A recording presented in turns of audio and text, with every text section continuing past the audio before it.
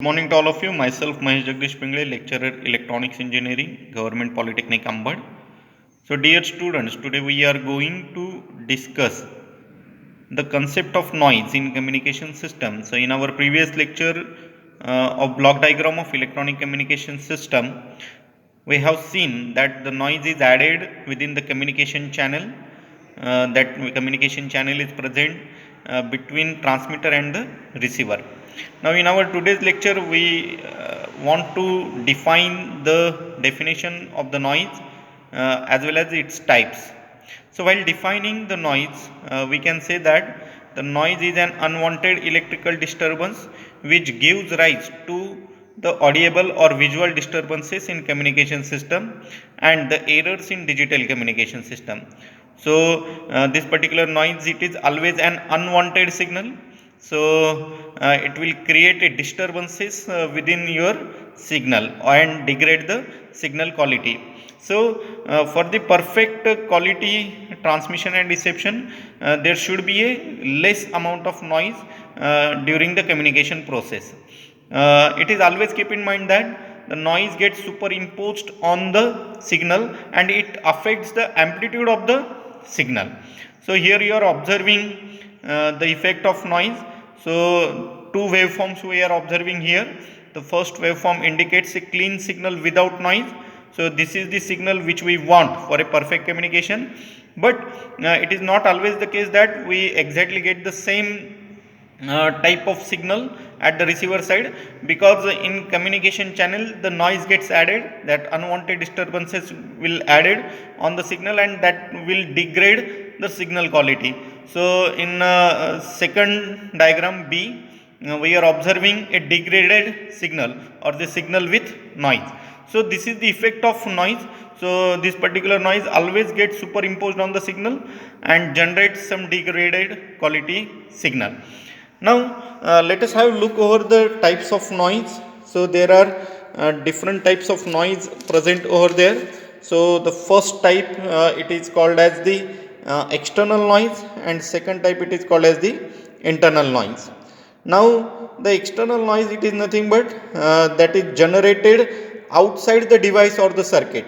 So, if the noise is generated within the circuit, it comes under the category of internal noise, and if the noise gets added to the circuit externally, then it is called as the external type of noise. So, this particular noise is not present within that particular device or the circuit. Suppose if you are using a television, if the noise is generated within the television circuit, then it comes under the category of internal noise. But if the noise gets added externally to the television, then this kind of noise are called as external noise. Now, basically external noise can be classified into three distinct categories. The first one is the atmospheric noise, second one is the extraterrestrial noise, which is also called as the deep space noise, and third one is the man-made noise. This can also be labeled as the industrial noise. Now, first of all, we will see the atmospheric noise. So, it is the first category of external noise, atmospheric noise, and this type of noise are produced within the earth's surface. So, as all of we know that there is a earth surface and some MST layers are present around the earth surface. So, if the noise is generated within the atmosphere of the earth surface, then such a kind of noise is called as the atmospheric noise. So, many times during raining season we are observing the lightning. So, lightning is the basic reason behind the generation of external noise. So, such a kind of lightning, so lightning are nothing but the, some crashes within the cloud, and because of some that particular cloud will generate some lightning process over there. So, this is the main reason behind the generation of atmospheric noise. Now, because of this lightning process, some impulses are generated within the signal, and these impulses or spikes will affect the range up to the 30 megahertz signal. So, up to 30 megahertz frequency band, such a kind of lightning noise created by the lightning or the atmospheric noise are very much effective, and it will degrade the signal quality, but such a kind of noise become insignificant above the 30 megahertz signal. So if we are using the signal of higher frequencies, then this particular noise becomes insignificant above the 30 megahertz kind of frequencies, right? Now second type, it is nothing but uh, the extraterrestrial noise. Before moving to extraterrestrial noise, let us have some look over the examples of atmospheric noise. This particular atmospheric noise we can observe in loudspeaker. So the sputtering of the loudspeaker or the cracking of the loudspeaker sound heard, that is nothing but the best example of atmospheric noise. Now let us have a look over the extraterrestrial noise. It is also called as a deep space noise. Now this particular extraterrestrial noise generates from the source which exists outside the earth's surface. So these particular noises are created because of the source which is present outside the earth atmosphere, and so this particular noise, it is also called as a deep space noise because these noises are coming from the space, right? Now basically we know that within this particular space there are some galaxies are present over there, some stars like sun are present over there. So because of such a kind of sources from sun or the other stars, the noises are created within our electronic circuits. So the noise originating from the sun and the outer space is known as extraterrestrial noise, and the extraterrestrial noise can be also subdivided into two different categories. First one is the solar noise and second one is the cosmic noise. As all of we know that sun is a large body at very high temperature, radiates a lot of noise, and these particular noise radiations from the sun varies with the temperature changes and its surface. So because of these variations from the sun, the temperature variation takes place within this particular atmosphere, and this particular change in temperature creates the noise. So it is said that such a kind of temperature changes follows a cycle of 11 years. Hence the cycle of great electrical disturbances noise are also repeat after every 11 year. So the drastic change in temperature is done after every cycle of 11 years. So noises we will observe after 11 years of that particular cycle, right? Also the cosmic noise coming from the star, it will also create a noises in electronic circuit. So this is identical to the noise radiated by the sun because stars are also a very large hot bodies. So because of some temperature changes within that particular stars, it radiates a lot of noise over there. So the same case it is for different stars also. The noise is called as a black body noise or the thermal noise, and it is distributed uniformly over the entire sky. The noise also gets originated from the center of our galaxy and other galaxies. The special type of stars such as quasars and pulsars create a noise, right? So this is all about the extraterrestrial noise. The third category of external noise is nothing but the man-made noise. It is also called as the industrial noise. So these are nothing but the industrial noise which are generated with some human activities or the man-made activities.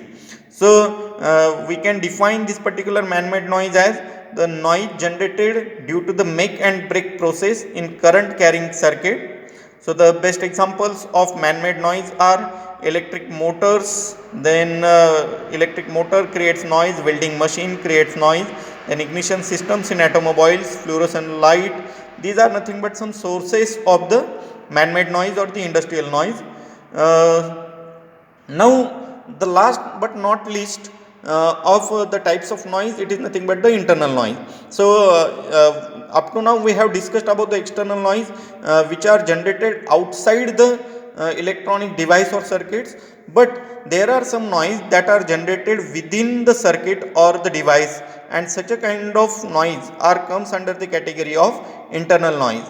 So the fundamental sources of noise are within the electronic equipment, and they are fundamental source becomes they are the integral part of physical nature of the material used in making electronic equipment. So whatever the material we are using, that nature of that particular material, connection of that particular material also depends for the generation of the noise. So this type of noises are just enlisted below. So the thermal noise comes under the category of internal noise, then short noise, partition noise, flicker noise, transit time noise, avalanche noise, burst noise are, these are nothing but the different examples of the internal noise, that noise which is generated within the particular circuit or the device. Now after completion of the types of noise, let us have a look over the signal to noise ratio. So here we are observing, dear students, a signal to noise ratio concept. So what exactly we mean by the signal to noise ratio? So it is nothing but the ratio in which in numerator side there is a signal power and at the denominator side there is a noise power. So signal to noise power, so ratio of signal power to the noise power. For the perfect communication, it is assumed that your signal power should be more than that of your noise power. So we can say that S by N is equal to PS by Pn, where PS is the signal power and Pn is the noise power. Now this power, noise power, which will be generated with the help of some different sources of noise that we have discussed previously. Now in ideal condition, the noise should be zero. So whatever the power coming from the noise, it should be zero. So the quantity, so denominator becomes 0. So anything divided by 0 becomes infinity. So that's why we can say that whatever the strength, it is very much high. So that by S by N ratio, it is infinite. Infinite means there is a less amount of noise. Now this particular signal to noise ratio can be always expressed in decibels, dB, and to calculate that particular signal to noise ratio with the dB, we are using always the equation S by N dB is equal to 10 log to the base 10 of PS by Pn. So if we know the value of PS, that is signal power, if we know the value of noise power, then we can calculate the signal to noise ratio in decibels or dB with the help of this particular equation. Now as all of we know that the powers are nothing but as per the Ohm's law, V is equal to IR, and we can say that power is also is equal to V into I. So if we use these two equations, what we found is that PS becomes Vs square by R and Pn becomes Vn square by R. So the value of PS, it is nothing but Vs square by R. So how it comes? So let us have a look over this. So just a minute. So as we know the equation, V is equal to IR, right? Similarly, we know the equation, power is nothing but equal to V into I. Now, if I substitute the value of I, so suppose I modify this particular equation, V is equal to IR is equal to I equal to V by R, and substitute the value of V, substitute the value of I within this particular equation, what we get? V into V by R. So it becomes V square by R. So if I am having a signal power, so the equation becomes PS is equal to Vs square by R, and if I am having a noise power, so noise power becomes Pn is equal to Vn square by R. So here we have also substituted the same thing. So PS is equal to Vs square by R and Pn is equal to Vn square by R in the above equation. So signal to noise ratio becomes S by N is equal to Vs square by R divided by Vn square by R. So 1 by R gets cancelled, and signal to noise ratio now becomes Vs by Vn bracket square, right? Now if we substitute the value of S by N in 10 log to the base 10 of PS by Pn value, then we can get signal to noise ratio in dB is equal to 10 log to the base 10 of Vs by Vn bracket square. Now because of this particular 2 comes over here, because of this log process, it becomes 20 log of, so this 2 becomes in multiplication with the 10, so it becomes 20 log of 10 Vs by Vn. So all it is the possible because of we want to reduce the noise, so we can easily calculate the signal to noise ratio with the help of decibels type of signal. So this is all about the noise concept, signal to noise ratio. So in this particular lecture we have discussed about the definition of the noise, then we also discussed the types of the noise, and we also defined or discussed the term signal to noise ratio and its mathematical portion. So thank you very much.